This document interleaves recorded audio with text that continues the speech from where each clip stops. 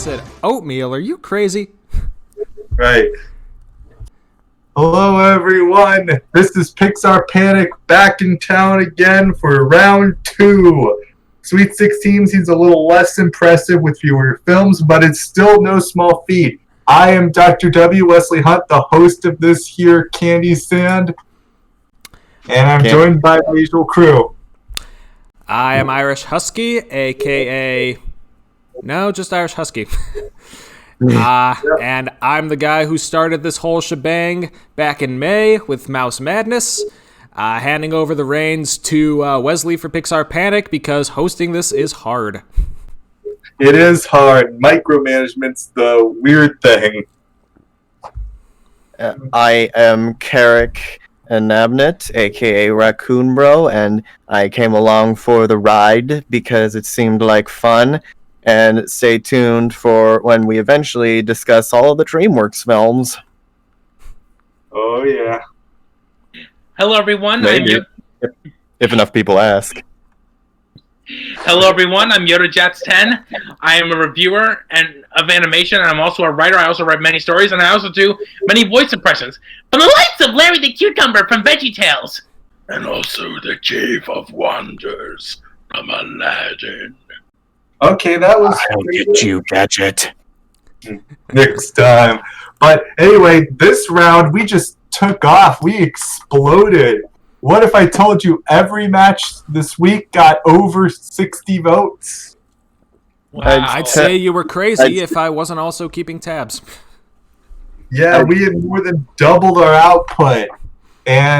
But most of the matchups results weren't surprising. The most surprising thing is the magnitude. Finding Dory defeated Brave 65-14. Damn. Yeah. Brave isn't even considered that bad.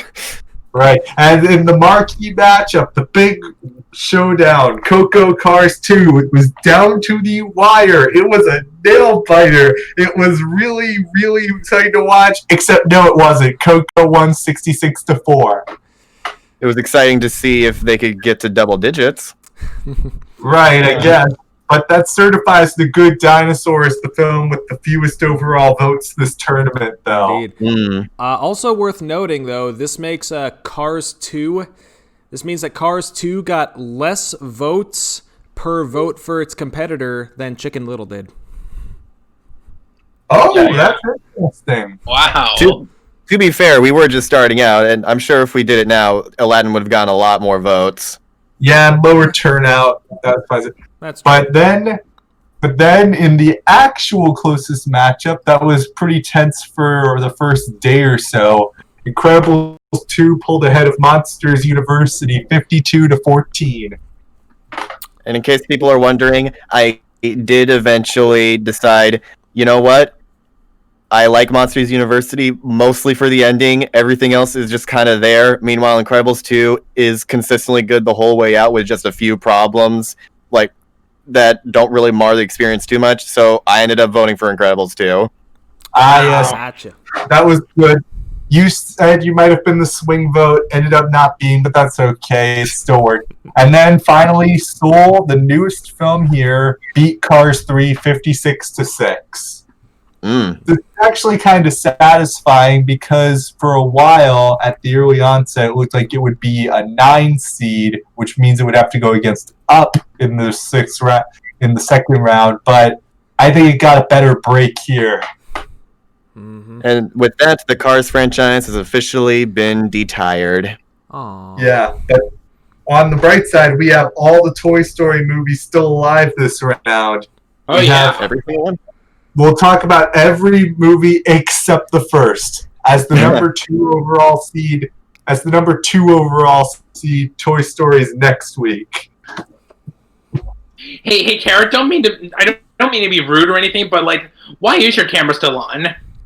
Because I thought it would be fun. Okay, I was just wondering. We've done this before. I thought it would be funny. Okay, Yeah. it's cool. Yeah, we did this like way back in round 1 with Mouse Madness. But this week we have a pretty good setup. It's the number 1 overall seed with an impressive 91% I think it was 91 combined I- formula. Something like Yeah. that. We can always double check. Yeah, but the number one overall seed in this tournament, Wally, it's going to face Bugs Life, which won the first round. 25-16. I remember now. Mm-hmm. It was It beat against Card 1. Yes. I was actually kind of surprised about that one. I assumed that Cards would have overtaken it. Right, it was the closest matchup of the entire preliminary round. That's true. Oh, I think it's also But anyway, worth noting that in the preliminary round, all of the higher seeds won their matchups, so there was no need to reseed them. right, I was going to run that by. Thanks for reminding me. But it was just a caveat for tradition, but whatever. Whichever ways the chips fall. Indeed. But again, we have number 1, Wall-E, versus number 16, A Bug's Life. To some, this may be an obvious choice, but we'll see.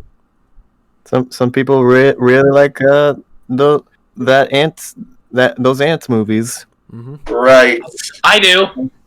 I mean, I thought about this matchup for all of half a second. Yeah, me too.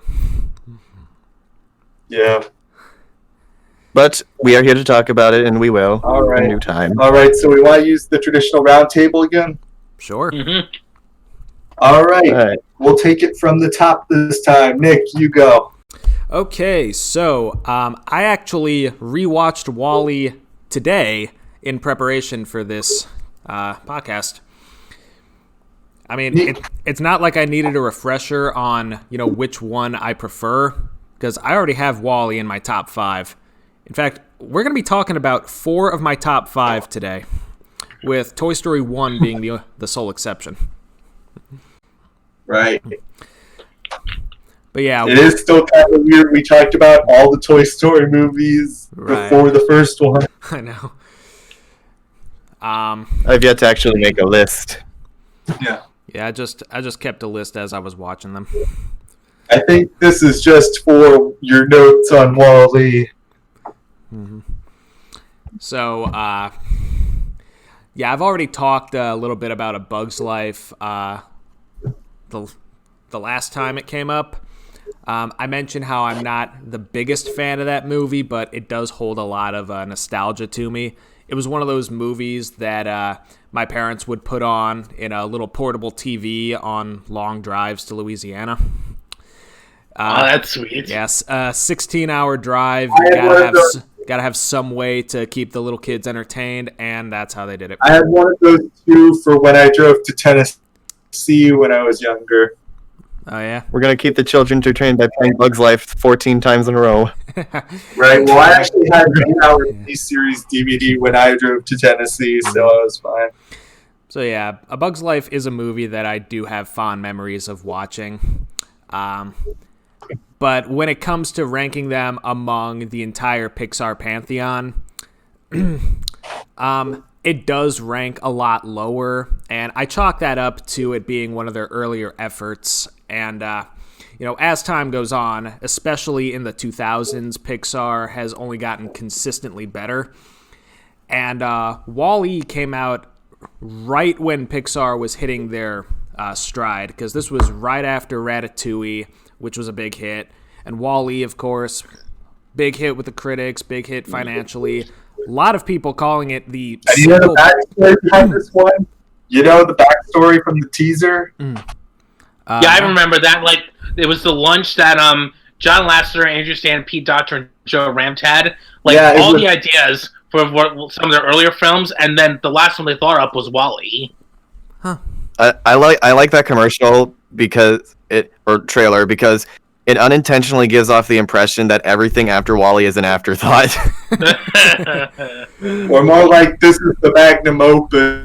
This is what they were gunning for. Yeah. So it's like now that Wall-E came out, it's like, now what? And it's funny Yeah, again, Like that thinking about the post-credit next scene two in Finding films. Nemo.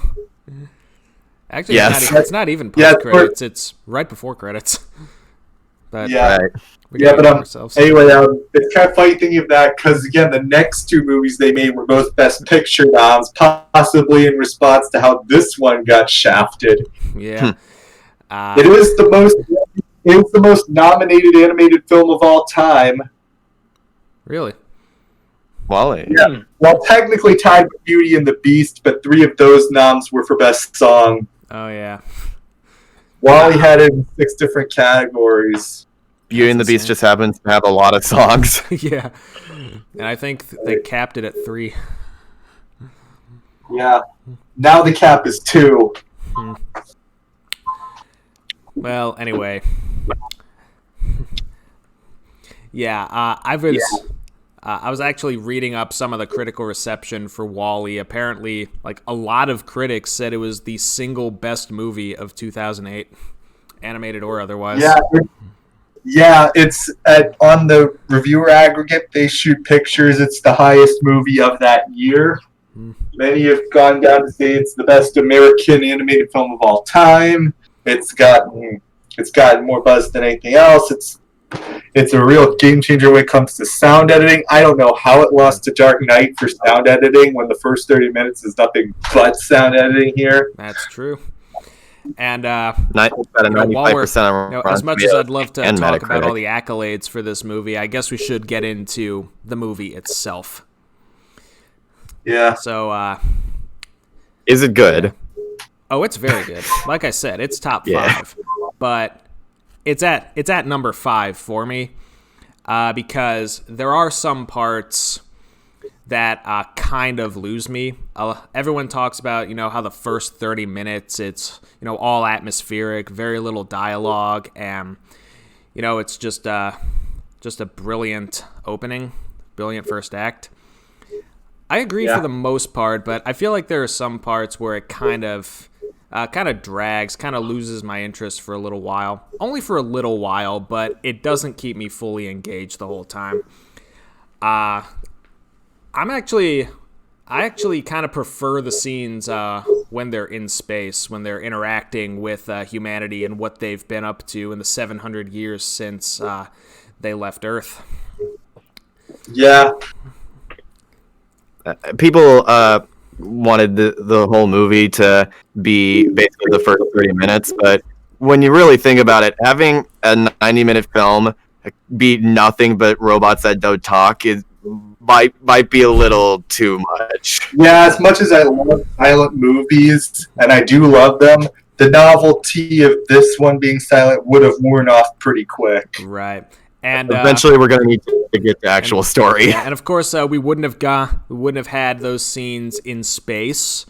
Wesley, I think you had mentioned earlier that, like, if not your favorite moment in animation, it's very close to the top, is the scene where Wally and Eve are just dancing in space.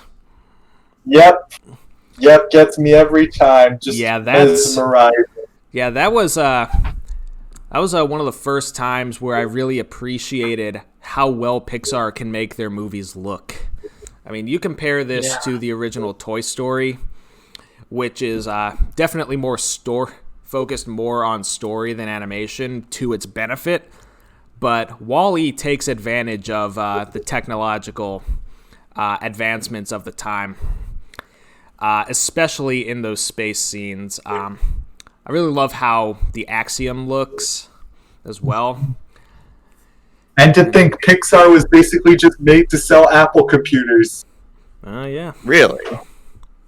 Yeah, Steve Jobs did the whole thing with ILM to band together and make a new Pixel computer to program things. So they made these movies and shorts as tech demos. It's kind of like Blender. Pixel art. Yeah. Yeah, I think what's also interesting about Wally said I think that's the first film where I ever heard the Office music from the movie Brazil. I always found that to be such a great piece of music. Yeah, when I is it the one when I actually saw the movie, it was pretty jarring because I'm like, hey, it's Wall-E. I've never seen Brazil. I'll have to put that on the list. But I think it's one thing that's interesting to note is that the main sound designer for this film, his name is Ben Burt, and he's worked sound design on a whole bunch of iconic films like He's E.T. what made the lightsaber sound effect what it is. Right, all the Star Wars movies. Like he popularized like the Wilhelm scream as an in joke, and he's the guy who provides the vocal effects for Wally. And I think he also did Darth Vader's breathing sounds too.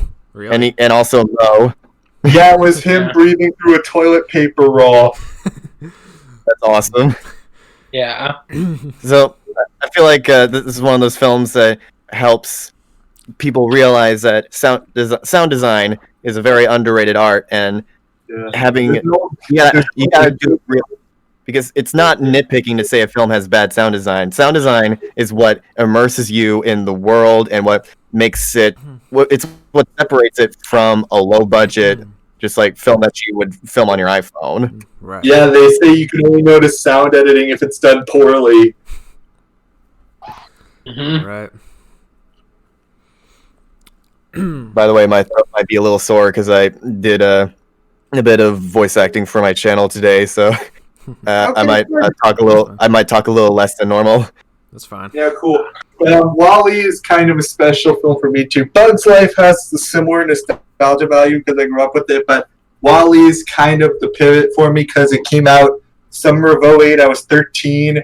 We were looking to go through things and see movies. I was kind of at the point where I started to think, maybe I might be a bit too old for this. I don't know what I'm thinking of these things. Let's see how Pixar holds up. And I was just blown away. It was also one of the last public events we went to with my grandma, and she loved it too. Oh, yeah. Wow. I remember on the ride home, she was like, we went from Mickey Mouse to this. Yeah. That's sweet. Yeah, the thing. Yeah, but thing about this movie is that, it feels like it's Pixar's first effort in making something that's kind of geared towards older audiences, like maybe early teens to adult would have the most appreciation for it. And, just the way that it's set up and the way the story is told, I could understand why it wouldn't work for everybody. Just as an example, my younger brother tried watching this movie a few months ago. It was after I had seen it and I was gushing about it to my family. He told me he made it about an hour in before he got too bored with it. Interesting. I feel bad because I think he might have left right before the space dance scene. dang. Oh, Yeah, I can kind of see why people would think that, but I just really disagree with all that. I feel like the atmosphere is really good, and it kind of predicted the future in a way. That's the mid 2000s. The mid 2000s, I feel, was definitely a prime time year for Pixar, making films that would probably be to fully enjoy them. You would have to be a fully grown adult. So it's barring Cars, all those films that came out, like Incredibles and Ratatouille and this one, they all sort of have that feeling of mature themes that we connect with a bit more when we have more life experience. Yeah, like I kind of said when we discussed Monsters, Inc., this was around the time that the Pixar crew had kids, so they were grappling with fatherhood. Wall-E is also sort of their first step into transhumanism, the idea of what is a human, how can we advance, what's our spiritual purpose, and how do we go beyond our bodies. This is sort of the first foray into that, and then they go whole ham with Coco and Soul about that transhumanist feeling. I find it interesting that one of the complaints I have heard about this movie is that Wall-E isn't robotic enough. He has too much emotion. That's kind of the point. And but at least he found something upbeat like Hello Dolly to remember humans by. Imagine if he'd found Sweeney Todd.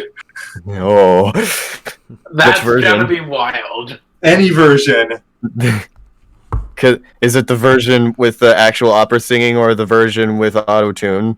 any version, doesn't matter. It would just be that messed up. But he found something upbeat like Hello Dolly, and that's what made him want to find humanity. Or if it was a video game and it was Doom. Oh, dude. He was just ripping and tearing. Oh, jeez. Yikes. This is fun. Yeah. Even my dad, who was well known for falling asleep in the theaters for a lot of these stuffs, he reverently stayed awake through this one. It's a compelling tale. Yeah. I think I like the scene where he is brought to the basically robot infirmary, and we see all the different like defective robots that are clearly meant for a specific purpose, but like they're completely messed up. Yeah, I like that too. I saw My Life as a Teenage Robot recently, and they kind of remind me of the XJs. There were several great visual gags to go about there, and then that like slow motion moment of like the escape was like the perfect amount of chaos. Yeah. I like how Wally and Mo reconcile at the end after being chased down for the whole movie. They were just like, "Hey, I'm Wally, Mo." Yeah.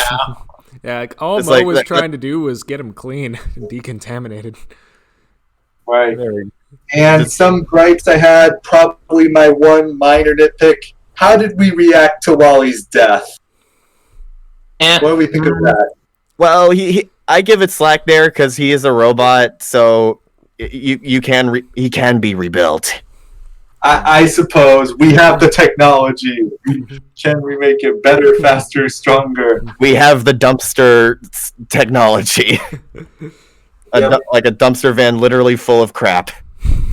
Yeah. But it's the sentimental kind of crap. Right. It's I saw it's how a cosplay of Wally at a con once where he actually had the motor and he moved in motion like the robot. It was pretty cool. Did he have a pet cockroach with him? Nope. The That would've completed fact the- that the cockroach stayed where he was until Wally came back, that was oddly heartwarming. That's a loyal pet right there, and it also makes sense too because when all the humans are gone from radiation, it's just going to be cockroaches left. Right. Because, Rats have been shown to be a little bit less affected by radiation. I learned that from Fallout. I learned that from the Ratatouille short we can discuss next week. Oh yeah, But I need to watch that again. I remember it being funny when I saw it. it's the Your Friend the Rat. I showed that to my parents after the full movie. But Wall-E is pretty deep in the sci-fi, and because they went the extra mile with the lore and the world crafting, this won the Hugo Award. That's like the Pulitzer Prize of science fiction. Oh wow. No, that is a big deal. Yeah, it was pretty big. It's only the second animation to win the Hugo Award. The first is a film we'll be discussing next week. The Hugo Award. You mean the award that goes, I will love him and pet him and squeeze him and name him George. Kinda, yeah. But the Hugo was named after a guy named Hugo who founded Worldcon. It goes to the best in sci-fi. Again, it's kind of like their Pulitzer Prize. And so having this one win was a big deal and pretty fitting for the Academy. I think it also won the Nebula Award, which is for screenplay. Hey guys, did you hear me back there? Hear what? Oh my gosh, did I get disconnected for a bit? No, we heard you. We just wondered if you said something. Uh-oh. Okay, guys. Pop quiz. What does Wall-E stand for? Waste allocation something Earth class. Load lifter. Load lifter, right. And what does Eve stand for? Earth vegetation explorer. Extraterrestrial vegetation. It's either explore. Is it explore? Or excavator? It's evaluator. Evaluator, right. Now we know who the true fans are. Right. I would not have been able to answer that question, by the way. Yeah, well, I came close. There Yes, was you there was, Yes, there was a shovelware game that was actually pretty decent. for Wally. Yeah, Oh, okay. it was a pretty What? decent 3D adventurer. What do you do in it? Basically, enact the movie. You go Is it through. like a 3D platformer? Yeah, And you just kind of like Just you have your collect little trash. objectives. Collect Right. trash for the next collect trash. 40 years. Yeah, you collect trash. You navigate the ship. You find the plants. If you collect trash for 700 years, you get an achievement. Yeah, Well- but it's in real time. No, it wasn't that ambitious. It's a kids thing. I think it's E10. Yeah. Well, Oh. whose turn is it? I think it's yours because Carrick already said his piece. I think we completely abandoned the roundtable discussion. We've just been going freeform this whole time. It's fine. Yeah, but you can say your vote, Yodajax. Oh, right. Oh boy. I'm voting for Wally, in Me too. Meets. case it wasn't obvious. Yeah, but Yodajax, your vote. Let me first start saying, like, guess who's the black sheep? Yep. Oh my gosh. Yeah,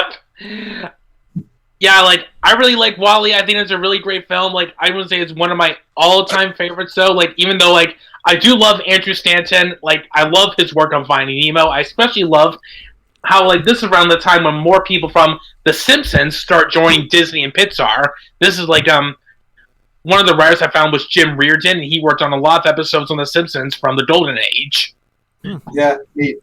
But here's the thing with Andrew Stanton. Interesting you brought that up. I've always said if John Lasseter is the mind behind PIXAR, Stanton and Doctor are like the heart and soul. Yeah. Aw.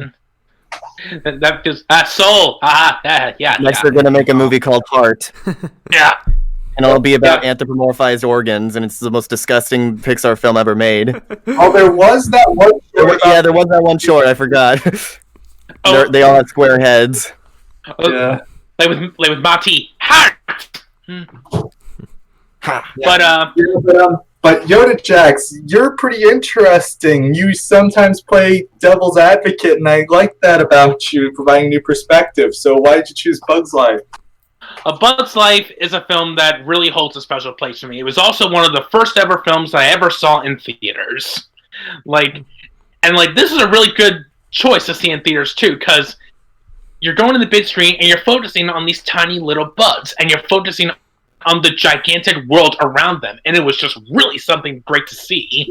Yeah. I think when I was younger, I went to the attraction at Disney World at the time, which isn't there anymore. But it's tough to be a bug. But they basically construct a set to make it to scale so that you're the size of a bug. I really like that idea. Yeah, I remember seeing that too. Like, I even remember when the giant snake bug came out. I remember, like, everyone was holding their nose, but just out of curiosity, I wanted to see what it smelled like. I regretted it instantly. I've smelled snake bugs before. I've cleared them out of my room. They're not pleasant. Yeah. Yeah, so... And with the Bug's Life, something I also I really like all the different characters. Like, I remember, like, every single one of these characters. I remember Francis, I remember Heimlich, I remember the butterfly and the praying mantis, Dim, Rosie, Joel. I remember all these characters and having an absolute ball with them. Even, like, Hopper, like Kevin Spacey does a really good job playing the evil sadistic character, and he's good as Hopper. He was playing himself. That's why he was doing such a good job. Apparently, De Niro was their original choice. Yeah. I think that would have been pretty good too. Passed on this and not Shark Tale, though. Bug's Life was beneath it, but not Shark Tale. Yeah. May whoever did this burn in fish hell. Right. A stinking, smanky, comfy corpse brought in the fiery pits of hell. Right. I But, still remember Drunk, that. you go to hell before you die. Yeah, but considering the circumstances and the ideals, I'd say this was perfect casting, if you know what I mean. Yeah. Yeah. I also really like Malt, Hopper's brother. I think he's a great evil sidekick character because, like, I just love how, like, he never shuts up, and that annoys Hopper to no end. In fact, I have a serious opinion. I know a lot of people like Richard Kind more as characters like as Bing Bong, but I still think Molt is pretty damn funny in this movie. Yeah. Oh yeah, we talked about before how Richard Kind probably our favorite Richard Kind performance is Molt. Yeah, but it's not the only one this week. Though Richard Kind did say one of his goals was Disney character. That's right. Oh yeah. And, I know a lot. I wonder if there's anyone whose favorite Richard Kind role is Tom the Cat. Oh yeah. I often wonder if he ever looks back on that film, especially with the new comics coming out. Maybe he's like Drew Carey with Geppetto, where he just laughs at it. I really hope that they get him. Like, I hope he has a cameo in that movie. That would be so funny. That would be, yeah. And also about Bug's Life, something else. I will say that I know a lot of people bring up the lie revealed story, and yeah, I will agree it is a bit forced. But the reason I'm kind of a bit nicer to it because it's the first one I ever really saw that had the lie revealed cliche, and like I agree, it's kind of a nitpick, but it's like going back to Incredibles 2 with the villain. Like, yeah, it's a problem, but it doesn't kill the movie for me. Like, I still have a lot of fun with it. And to be fair, like, especially with scenes like Hopper, when the grasshoppers arrive in the fog, that misty, quiet scene, like, we first hear the grasshoppers flying, and then we hear nothing, and they come out of the mist. It is such a creepy, scary as hell scene. Just the way they're just coming out of nowhere. I forgot how atmospheric that part was. That was a very good scene. Oh, but you want scary? I'll show you scary. Remember Thumper? But then like he turned into like a little child when he got scared by the giant. What is he? A dung beetle? Yeah. Rhino beetle. Rhino beetle. Yeah, that part was very sweet. Yeah. And also, creepiest of all is Thumper has no credited voice actor. Yeah, I heard that like in the bloopers though, when he had a speaking voice, that was the late David Lander who did his speaking voice. Interesting. Yeah, man, I miss Pixar bloopers. Those things are funny. And that is something else to give this movie credit for. It started the Pixar bloopers. And I did my research, and it turns out most of them were scripted. Actual voice actor outtakes, though, did come later. Like, they were making actual voice actor blooper reels because they were inspired by Pixar bloopers, I think. Yeah. By the way, I forgot to mention that one of the credited voice actors for WALL-E is Macintalk. Oh, yeah. The text-to-speech program. Really? I think I did that on Twitter where they had the same voice actor and it was certain characters that used the Macintalk. Yeah, that's funny. Speaking of voice cameos, Squidward was a mosquito. That's right. Positive. So that's kind of funny because if you recall second grade biology, only female mosquitoes drink blood. Wait, really? Yeah. What else do I not know about bugs? Male mosquitoes pollinate like bees. Yeah. That was a good job, Nick, changing up that line so that it worked in the context of that scene. This is brilliant. Because I know what episode you were referencing. The Macintalk, which also contributed such great roles as Bit from Tron and Robot Jones. And apparently it also was Mo, the microbe obliterator, which I have to say is a really like cool sounding name for what is essentially just a mop. The microbe obliterator. I think if they go with MOP, it would have been too obvious, but okay. Yeah. Also, we've been doing Disney movie night with my family, and my mom clapped at the end of WALL-E. She hardly ever does that, so. Oh, wow. Aww. Yeah. It took me forever to watch the post-credits sequence uncut. Wow. Like, I didn't know I was missing out on, and then you have Peter Gabriel's Down to Earth itself, Oscar-nominated. There's another film with Sigourney Weaver cameoing as like the sort of robot narrator. She did the VO before Finding Dory. Mm-hmm. But this one kind of makes sense because she started as Ripley. Yeah, this one's actually a bit more fitting now that I think about it. Yeah. Like considering her career. So while I really enjoy WALL-E, I think it's a great film. Like I have to give it a But's Life because I grew up with it more. Like there's parts of it I like more. Like I really like parts of WALL-E, but A But's Life is something like I enjoy like all the way through. I can watch A But's Life a million times and never get tired of it. So yeah, my vote goes to A But's Life. Good take. That's fair. I feel like the liar reveal trope is one of those things where it's like the first time you see it isn't as bad, but the more and more you see it, the more it starts to like weigh on you and kind of beat you down. Yeah. So like that's kind of how why it is with all cliches, though. the first time I've ever seen The Liar Revealed was Over the Hedge, and Really? I adore that movie. Yeah, I saw that is a pretty fun movie. There it makes a little bit of narrative sense because they're already working plans to escape, but then they're sidetracked and work together. But I think Chicken Run had a pretty good narrative sense of it. You couldn't even say Aladdin did it too, but like they didn't really focus on the liar reveal like the cliche that much when you think about No, it. it lasts all 5 seconds before Jasmine realizes she likes him anyway. There wasn't Yeah. really like a third act breakup or anything like that. Yeah. Which is what people tend to associate with the whole liar revealed thing.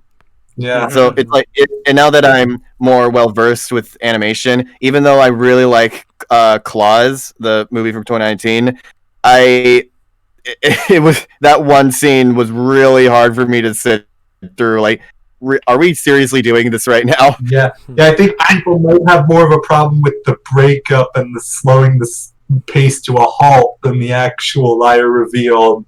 Yeah, and when you've seen it so many times and you're so used to the term, it's hard to put a new spin on it and make it just not cringy. Right, I remember my cousins would actually take the remote and skip that scene whenever we watched a movie at their house. Oh wow! Yeah, that's good. And then when we got to that one scene, they were like, "Skip." We just turned the 7 out of 10 movie into a 9 out of 10 movie. So we've all made our peace? I believe so. I think so. Right. And so, number 8. This is the only matchup between two bye teams, by the way, in the first round. Oh boy. In this round. But it's number 8, Up, versus number 9, Toy Story 2. Oh man. Wow. This one was sadistic. This one's an easy one for me. It is for me too, but it gives me a lot to talk about. Me too. It was pretty difficult because Up is pretty big on my nostalgia too, and my dad stayed up through that one too. I remember. Yeah. He stayed up. Yep. No, not. Then again, Toy Story 2, that's one of the first ones I can recall watching in theaters. That's where I had a lot of fun with it. And it still holds up the best for me with the writing in terms of the Toy Story series, the characters, the action, the new characters. It's kind of funny how all the Toy Story movies can exist as standalones while still forming a cohesive story, but they're all sort of a different genre and can be enjoyed individually. Yeah. That's true. I think I don't know if this counts as spoiling for the tournament, but I think it's worth knowing that Toy Story 2 is my favorite Toy Story movie, and it's not that hard of a decision for me when deciding between the films. I heavily enjoyed this movie. It is very, very fun and like well put together. I think still one of my favorite scenes in all of animation is where the guy comes to fix up Woody. I love like the music and the atmosphere, and Jerry from Jerry's Game who does it too. there's something so satisfying about like seeing him like get like fixed up and all the textures on the liquid, and It's like visual and then like and then a lot of people in the ASMR community said they found it through this scene. And then Wayne Knight capped the whole thing off. It's just like new. And then it cuts to the new sign. Yeah, it's that's what we call transition. Yep. Yeah. And but of course, there's also the classic scene with Jessie recounting her backstory. And yeah, when she loved me, it's hard for me to sit through that scene with a straight face. It's very heartbreaking. I heard it even made Tom Hanks and Tim Allen cry. Aww. Joan Cusack does a wonderful job in this movie. I think she I don't think she did the yodeling though. I think that was Mary Kay Bergman. Rest her soul. Yeah, rest her soul. Yeah, it's pretty funny though. Though with Woody's Roundup, I had to have my mom explain to me that was Howdy Doody reference to one of the oldest kids shows ever about a puppet cowboy, Howdy Doody. How many kids are gonna get that? Well, it's like with WandaVision that's on right now. They have homages to sitcoms from the 50s and 60s. I'm like, I only know this because my parents watched Brady Bunch and I Love Lucy. I only know it because of my parents. But how many kids today are going to get that? Yeah. When I was a kid, I just thought it was funny, like seeing all the puppetry and the funny voices. Like with Stinky Pete, like I love how they gave him like a completely different voice from how he normally talks, because he's normally much more refined, because he's voiced by Kelsey Grammer, but he has a much more stereotypical like redneck, like minor accent in the cartoon, which I found very fitting. And whenever like they were watching the like theme song, like you could see Stinky Pete like being visibly embarrassed when he's "Oh, where's my pickaxe?" And he's like face palming. Like right. And then, but of course, this is Kelsey Grammer, who's one of my favorites. He's doing the voice for Stinky Pete. And he does a great job of having the aggression, the heartbreak, the anguish. I can kind of relate to having the least popular toy in your line. Yeah. It's because I was a Bionicle fan growing up, and the ones who always sold the worst were the brown ones. So yeah, I could totally be on board with that. I was a fan of the second most popular, the black painted ones. Those were always my favorite characters. But to have your character sell the worst out of your line, it's I mean, that kind of thing can really mess with your mind. And and I really appreciate how at first he is legitimately trying to be like cordial and convince Woody to come along like willingly by his own volition, but he doesn't snap until like he absolutely has to at the very end. Yeah, my favorite part is like the fact that I think it's safe to say this started like the twist villain of Disney, but I have to say Stinky Pete is probably the best example of how to do a twist villain in a way, because especially there's a great scene, probably my favorite scene with him is when he just flat out snaps saying, "I'll tell you what's not fair, spending a lifetime on a dime store shelf watching every other toy be sold." Like, with lots of from Toy Story 3, you saw like the flashback and everything, which is nice and everything, but with Stinky Pete, he told his backstory in like seconds. All the emotion you have, like his anger, like the emotion, like the heartbreak in his voice, and how he just lashes out of all three of them. You got everything that he went through just in that matter of seconds. The animation, the voice acting, the music that plays, everything you got just in that few seconds. That is like tight filmmaking in my opinion. And again, the idea of you being the least popular toy in the set is an understandable motivation. Yeah. Isn't it funny? Isn't it funny how he's a villain that actually has an interesting and sympathetic motivation, and he's not just, "Oh, I am evil. Oh, I'm bad. You're not supposed to root for me. I go do bad things now." But then his final fate, that's kind of funny too. Hey, oh yes, by someone. It's karma. Yeah. Now, I feel like I understand whenever people compare Stinky Pete and Lotso to each other, because when you think about it, those two are very suspiciously similar to each other. Like, they have very similar motivations and even similar fates when you think about it. And I think Stinky Pete I find to be a little bit more memorable in that regard. Yeah. Also, how fitting is it that he was one of the first twist villains revealed in a scene where he was twisting up the screw to the grate. Ah! And funny, when they had the cargo carousel, they showed that, and I was like, so that's what it looks like. Yeah. I don't know if my airport is that crazy, but, you know.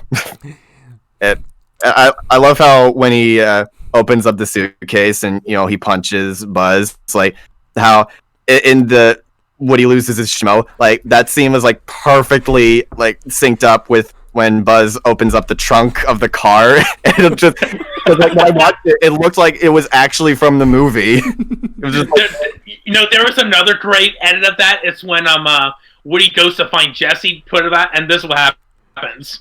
Excuse me, I mean, yes!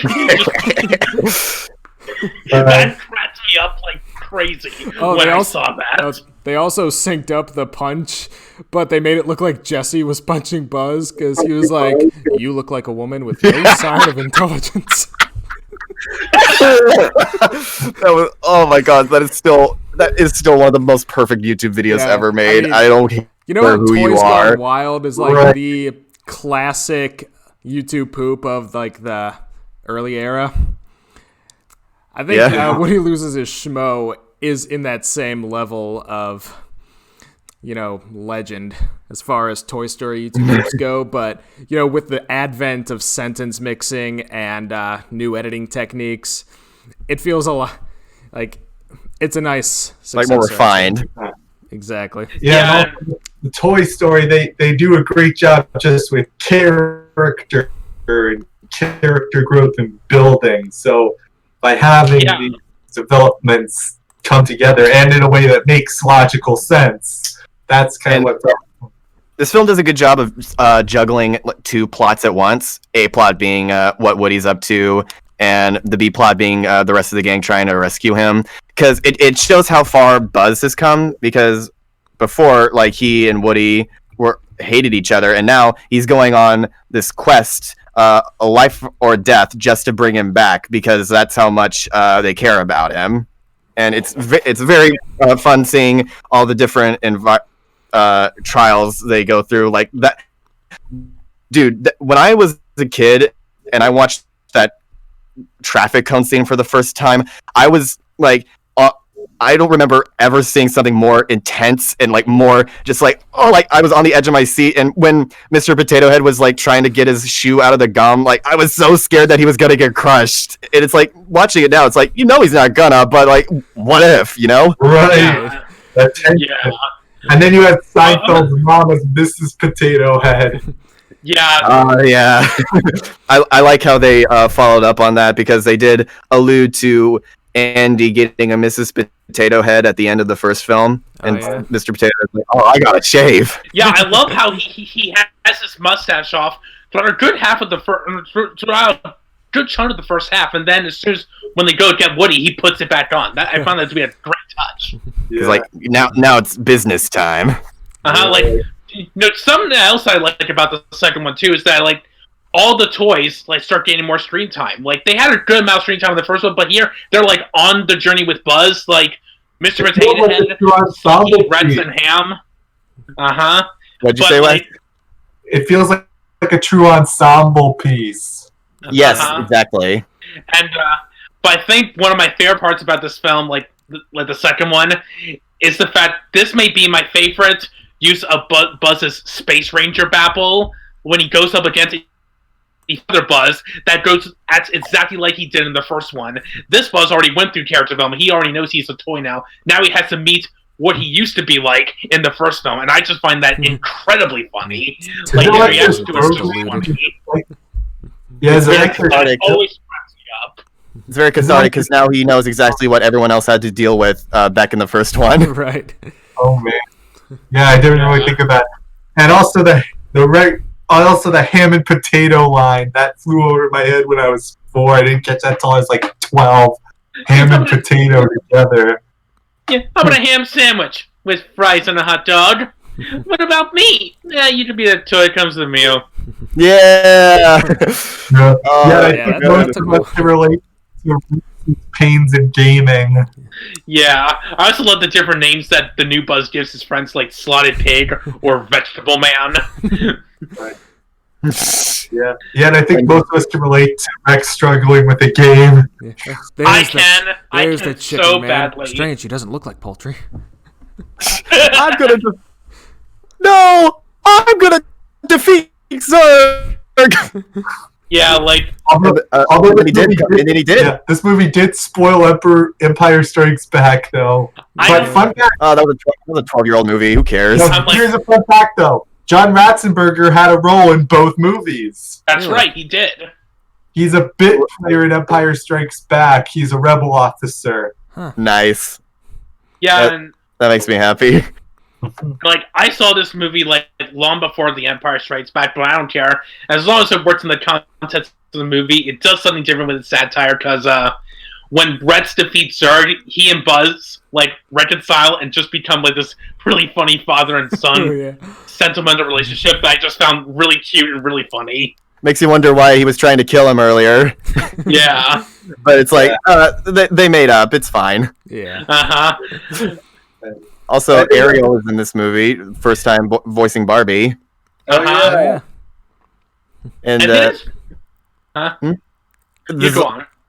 I was just gonna say this is also the first film to introduce the aliens, like the aliens that we know. Where it's like you saved our lives, we are eternally grateful. Which is a brilliant running gag. every time but these ones carry over. every time like they do it, Mr. Potato Head just keeps like getting more and more just like visibly annoyed by them. I feel like the Minions were kind of a ripoff of the aliens. yeah, but Maybe. yeah, I guess you're right. I also think technically this is probably the best adoption story I've ever seen, as Mr. Potato Head becomes their daddy. It just, Mr. Potato Head just like immediately like falls in love with them when they come back. Like, let's adopt them. Daddy! You're like, oh no. I think that's a lot of Toy Story 3. We haven't really talked about Up much. Well, Oh, that's yeah. the thing. There's a lot to talk about with these movies, so I think we're giving them like the right amount of screen time they deserve. So Mhm. I think it's now would be a good time to transition into Up and give it Yeah. the time it deserves. All Up right. is a pretty powerful movie. It's kind of moving. It's a story about a coming of age. It's a story about pursuing your dreams. Although I will say this. Why did Muntz invest so much energy into looking for Kevin when he could have made a killing off talking dog collars? That, I mean, I guess I chalk it up to obsession. Yeah, Maybe that's it's what I think. Absolutely. Maybe I it's mean, like a he was stripped of situation. his membership. He was humiliated, and he threw his entire life into trying to get that his reputation back. And I also remember, proposed I remember seeing a video on YouTube where Pete Docter was talking about Muntz's final fate. Like, they were talking about different endings for Muntz, and like one possible ending was like him and Carl coming to an understanding because of how similar they are in, chasing lifelong obsessions. But eventually Doctor realized that Muntz is kind of a representation of what Carl could have become if he didn't have, Russell, Kevin, and Doug along with him. Like, if he got too absorbed in his obsession to get to Paradise Falls. So they made the decision that in order to get rid of that part of Carl, they have to get rid of Muntz. And there were a bunch of different ways on how they were going to do that. Like, one was, him getting lost in the labyrinth. There was another where his feet get caught on the balloons, but they end up floating him up instead of down. But they decided that might be too ambiguous. Like, would he survive that? Whereas having him fall down, like, solidifies his death. It's an interesting watch. Right. I mean, Yeah, when I what were you saw gonna say, Jackson? when I saw that scene with the labyrinth, the deleted scene, I'm like, I'm glad they didn't do that, because that would have that ending would have been really fucked up, even for this film. Right. I haven't seen that. Can I find it on You YouTube? Oh yeah, you can. That Like, if you want. it's But one of the like- things that, when you see it, it's really going to mess with your head. It's like mental. It's a mental kind of thing.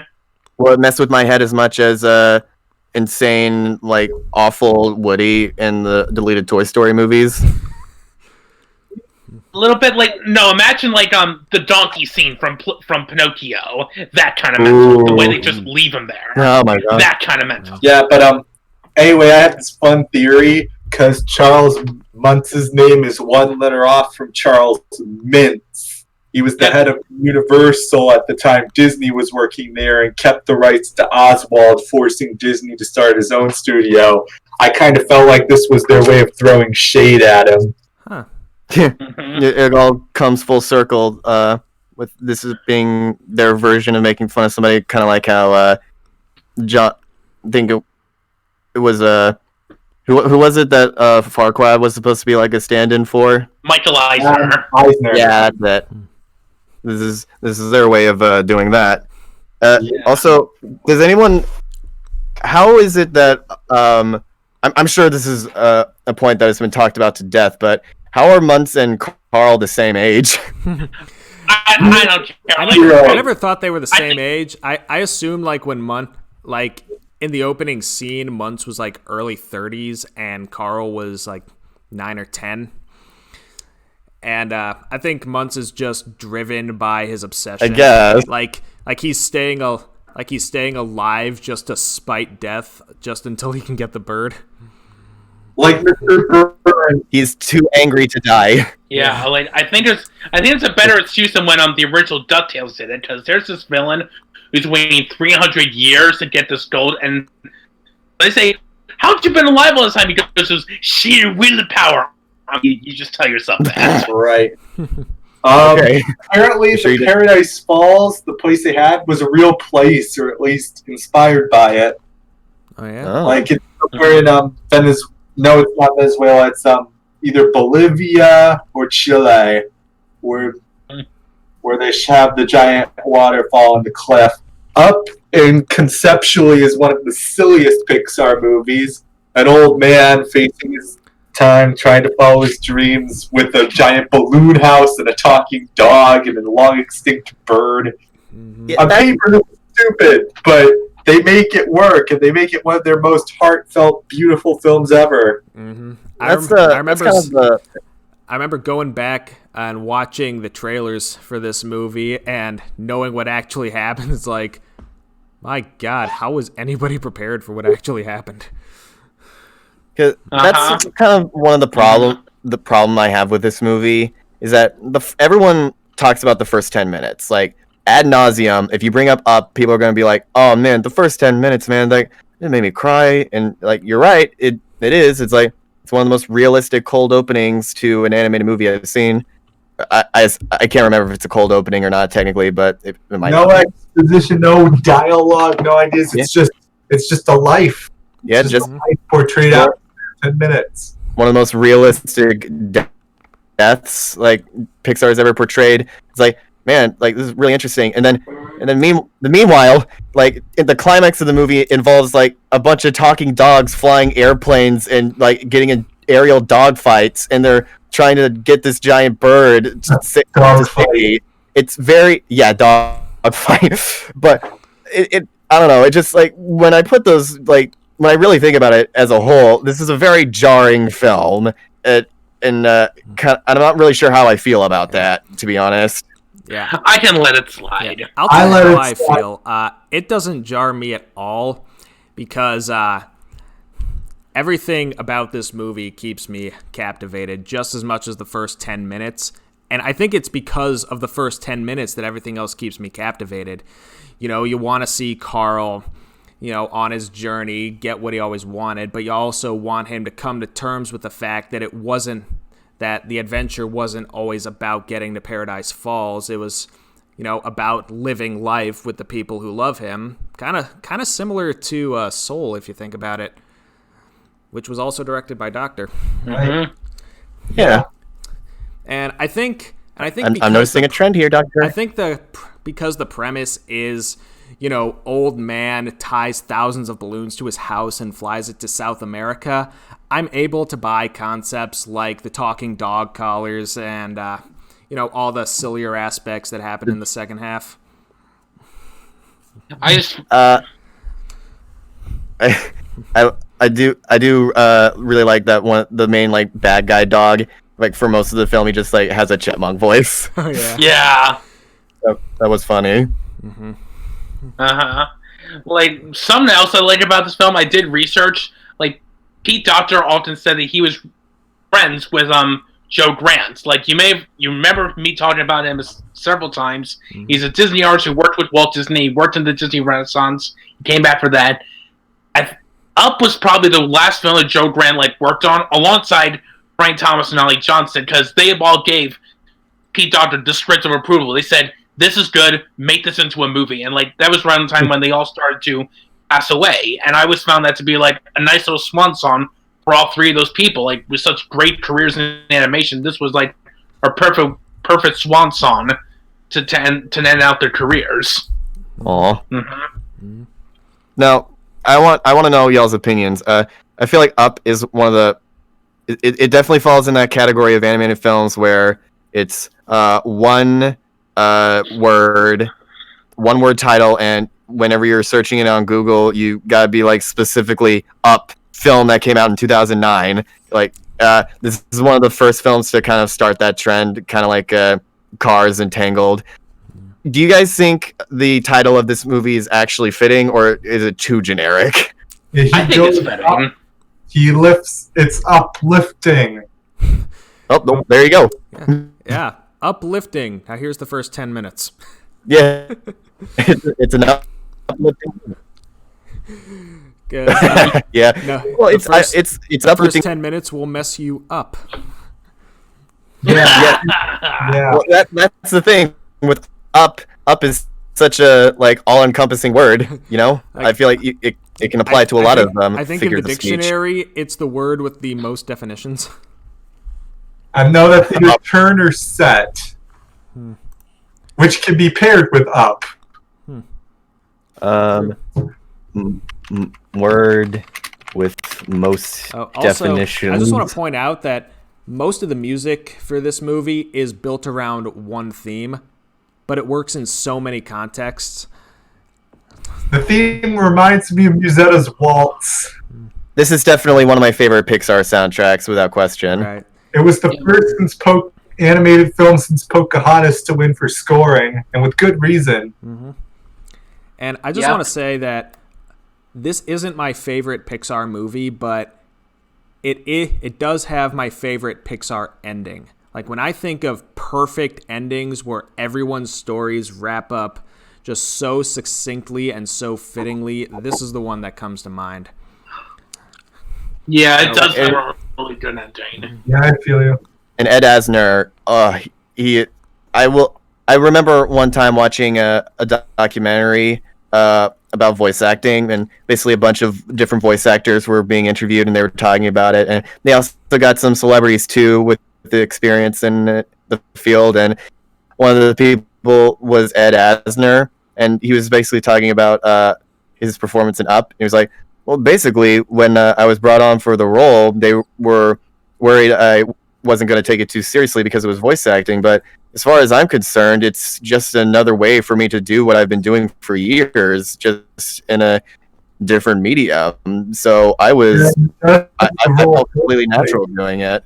And it is a really fantastic performance. And Ed Asner is one of my favorite actors ever. Yeah, and then they have a lot of the people doing it, and I used to quote Doug out of context all the time. Yeah, I love Doug also. I also love Christopher Plummer as Charles Muntz. I think he deserves a lot of credit too in that performance. There once was the squirrel who says, "I forgot to store acorns for winter, and now I am dead."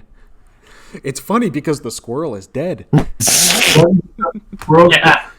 I say that for a non sequitur joke all the time. If it doesn't make sense, I say it's funny because the squirrel gets dead. And it definitely perfectly captures how a golden retriever is dumb as hell but loyal to the end. Right. They get that. They really understand that perfectly here. Oh, by the way, in case you were curious, the word with the most meanings in English is the verb set. With 430 senses in the Oxford English Dictionary. Dang. How many does that have? Oh, it doesn't say. Aw. Yeah, I think it has at least 6, but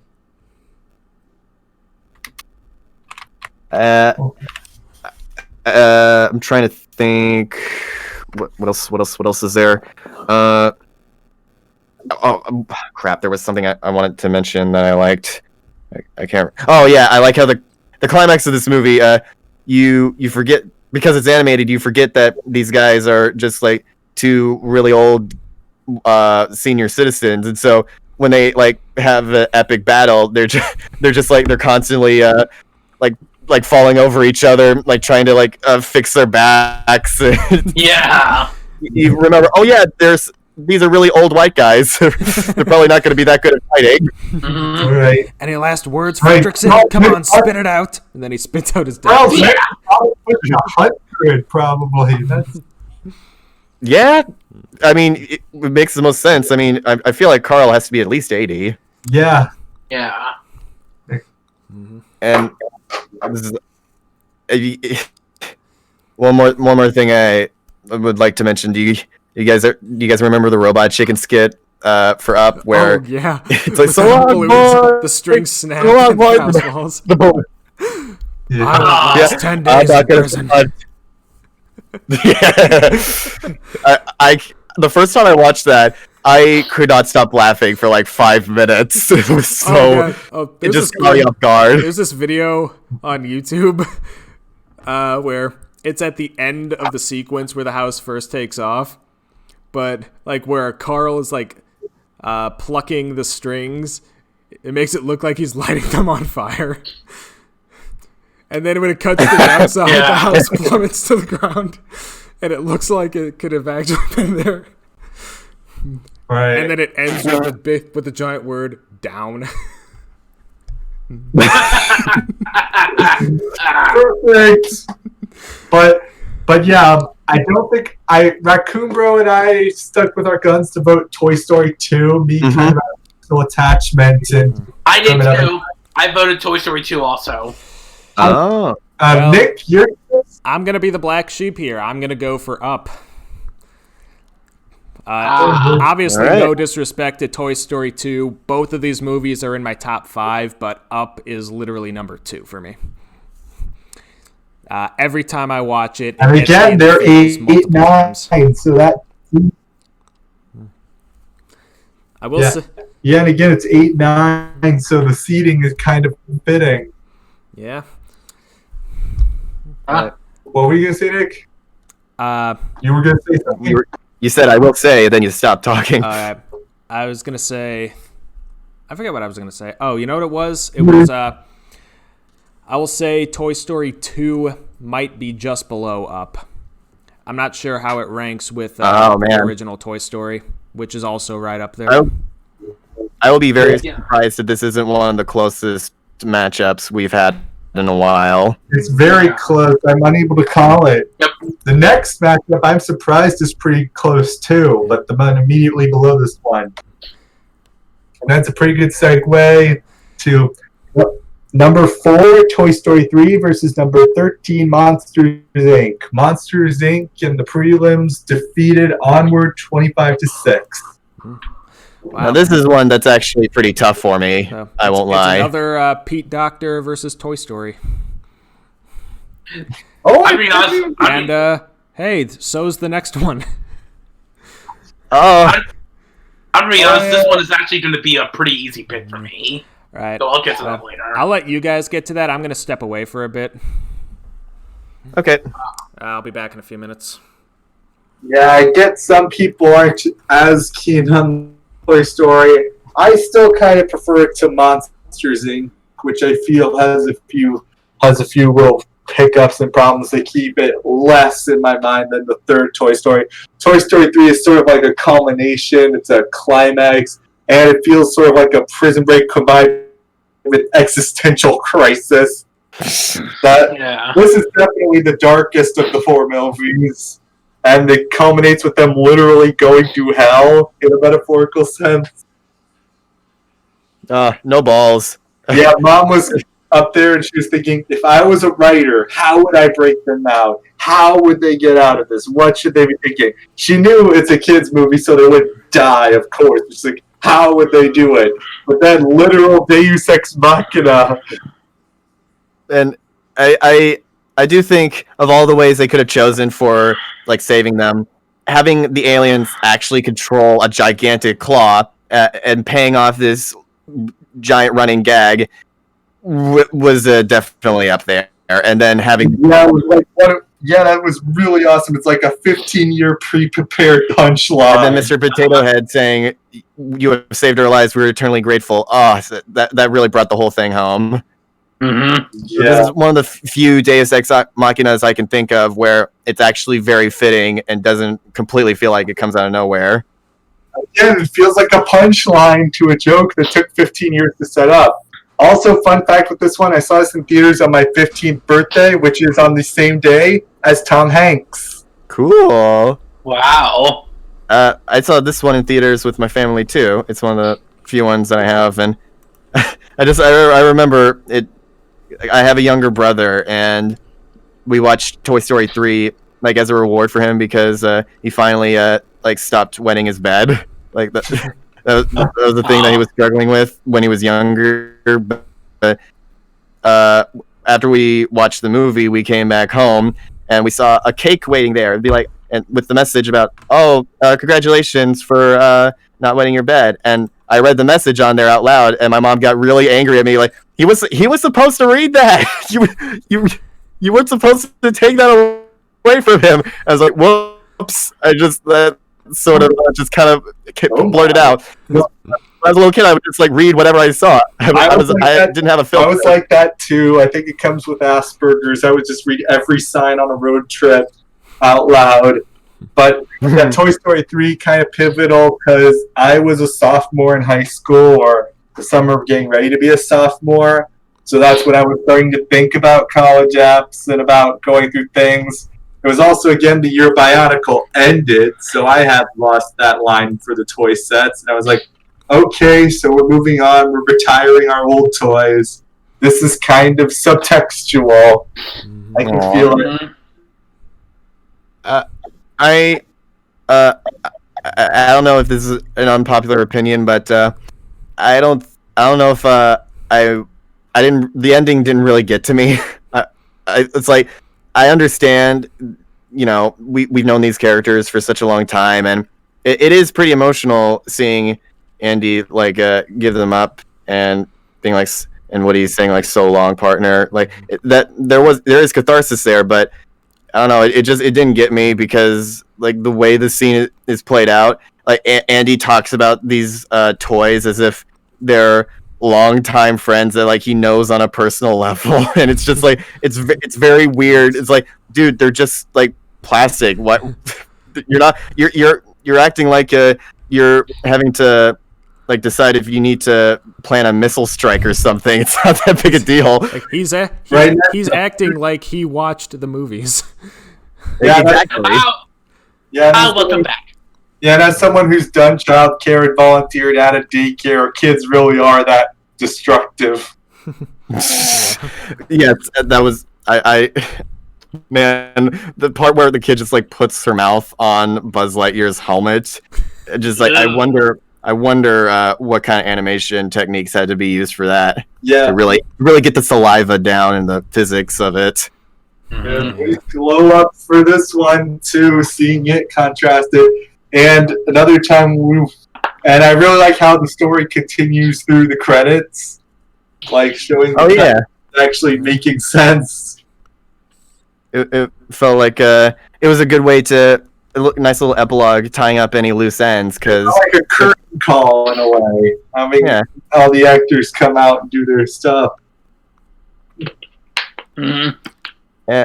The entire prison break scene is really cool because there are so many layers to the plan, and seeing it all execute, because we don't know what the plan is, so we're basically along for the ride, and we get to see it unfold as it's happening, and it's very intense. And I don't know. There's just so many working bits and pieces in play, and it's great seeing all these characters come together as a family and as one big unit, and playing to all of their strengths, and just this is And another fun twist, personal twist for me. I took Spanish this term before, so I understood what Buzz was saying. Nice. Yeah. That's cool. Amigo o enemigo. Amigos, we're all amigos. Yeah. That prison, that breakout scene is honestly one of my favorite prison break scenes in all of cinema, and I say this as someone who's seen The Shawshank Redemption. Wow. Yeah, because like with the Shawshank Redemption, it's basically just like one thing, and it's really cool, like seeing it like pay off. But then with here, it's just there's so much going on because like we know going into because thanks to the chatter telephone guy, we know just how intense and strict the security is around this place. Reference in Monsters Inc. Now that I think about it, using mainly spoons, we dig a tunnel underneath and send her out to the wild. I feel like that was a hit reference. Nice. Spoons. Yeah. And we know that the security is even tighter because Woody happened to get lucky and leave once, and so like they weren't gonna let that happen again. Right. Man, there are just so many awesome moments from it, like the entire just like dress up scene with Ken. That was like awesome. seeing Mr. Michael or Mr. Potato Head getting using his body parts on other food. Like, you will not believe what I've been through tonight. Yep. And Michael Keaton was really good in this movie, and quite a few good choices for characters. Like we get Whoopi Goldberg back again at another Disney movie. It's been a while since we've seen her. Who voiced the hedgehog? He did very nice. The Timothy Dalton. Oh, Timothy Dalton. I felt like he was trying to do a Daniel Day-Lewis impression. I felt like it was someone trying to be like him. But they got Timothy Dalton. That's neat. And they got and of Kristen Schaal to voice Trixie. Yeah, we got good old Mabel back once again for another animation. And Jeff Garlin as Buttercup the Unicorn. Oh yeah, we forgot to mention Jeff Garlin was awesome in WALL-E, and he's back here with a much more casual and fun performance, I would say. Yeah. And then I would say, basically, I don't think there's a single character here that felt like a low. Everyone was at the top of their game, and I thought it was funny. They had Ken be the butt of all the metrosexual jokes. Oh, and there's also Bonnie Hunt as Dolly. Yeah, this is like her third or fourth Pixar movie now. Wasn't she in Cars? Yeah. And Bug's Life as the spider. Mm-hmm. Nice. Let's see. Trying to make sure we're covering enough bases, because I don't know if this movie is going to win or not. I feel like this is going to be a close one too. It's too close to call looking at the standings. So it's like I'm scared that if we don't talk about something, we won't be able to talk about this movie again. Yeah. So is there anything else you guys want to mention? For Toy Story. Did you guys mention the opening scene where it's like the personification of Andy's playtime? I do like that scene. That Yes, scene was awesome. Because up to this point, we basically only saw it from Andy's perspective, or just like the perspective of somebody watching Andy. But now we actually get to see it from his imagination perspective, and it is glorious. And by the way, Toy Story 3, another shovelware game that I really enjoyed as a kid, and basically all like the big set pieces of this film are playable parts of the game, including this opening sequence. And there's a whole part where you're riding and trying to catch up with Ham, and you're on the train and you're trying to get to the top of the train. And oh my god, I have so many fun memories of that game. That was way better than it had any right to be. Right. Yeah. What were you gonna say, Yodajax? I would say Toy Story 3, in my opinion, when talking about the Toy Story films, I always found it to be the weaker ones, even though I still really do like it. I don't know. There's some parts it didn't quite grab me as much as the other, as 1, 2, and 4. But I still found it really good. Like I felt there were some parts that kind of like dragged, maybe went on a little too longer than usual. Like the fact that the toys don't believe Woody again when he tries to tell them something this up, they still just like brush him off. I'm like, we kind of did this a little bit better in the first one, so why are you doing it here? But other than that, I still think it was really good. I do like when they make up. However, when Jesse says, "I'm sorry, Woody, I should have believed you. Like I was wrong." Mr. Potato just says, "She's white, Woody. She was wrong." I'm like, potato head. I still did like this movie, and I really did appreciate its Best Picture nom. It's the only sequel up for Best Picture that had none of its predecessors nominated, though I could have made a case for all three. That was unheard Seriously. of. Like a sequel, an animated sequel, to get a nomination for Best Picture. That just I mean, come on, at 95, you went with Braveheart over Toy Story? Are you kidding me? Yeah. Oh, They could take our lives, but they'll never take our toys. Yeah. Oh, this was also the first animated film to gross $1 billion. Oh yeah, it's crazy to think about that. For the longest time, this was the highest-grossing animated film, Right. and Like, and Frozen came out of nowhere. I think at its peak, Yeah, it was the 4th highest grossing film ever. Mm-hmm. Yeah, I felt like it was a little bit more on the dramatic end. Like I had my heart racing towards the climax, but I had some laughs. I had some fun with it. So overall, I consider this to be a pretty good one, and I felt justified with its Best Picture nom. I know a lot of Inception fans are still pretty salty about the 2010 Oscars, but I kind of like that Toy Story 3 slid in. I don't know. I feel like it's just hard for me to take the Oscars seriously in general, but oh well. Yeah, I'm with the guy at the Game Awards. The nominees for Best RPG: The Last of Us Part 2. No, I mean the guy at the Game Awards that one year who said "F the Oscars." Oh yeah, he played Leo in A Way Out. Oh yeah, but I share that clip every year, and it's so hilarious. And now, like the new meme with my friends is how The Last of Us Part 2 was nominated for everything. Like, the nominees for Best Esports Coach: The Last of Us Part 2. Yeah, it's like when Uncle Grandpa won all the awards. I thought about that. Right. Yeah, we talked a lot about Monsters Inc. last round, but any additional thoughts? I didn't realize that the Italian monster that throws them food at the very beginning was this voice of Guido. Yeah, whose name is actually Guido. Oh, if we're talking about names, I want to mention that Spanish Buzz was voiced by Javier Fernandez Pina. That is the most Spanish name I've ever heard. Wait till we get to Coco. I knew I had to say that name out loud. Because Coco had something pretty interesting. We didn't talk about Coco at all in the prelims, but Because we knew we didn't have to. Right. Yeah. All I can say is when we talk about Nets podcast, is going to be interesting, at least from my standpoint. Right. I can't wait. Mm-hmm. Yeah, but we had but yeah, Monsters, I think we pretty much covered it. Nick, did I hear your vote? Oh no. I'm voting Toy Story 3 on this one. I do think it's slightly weaker than 1 and 2, but it's still really high up there, like top 10 for me. Like that's the thing. That's the thing about Toy Story. Even the bad ones are pretty good.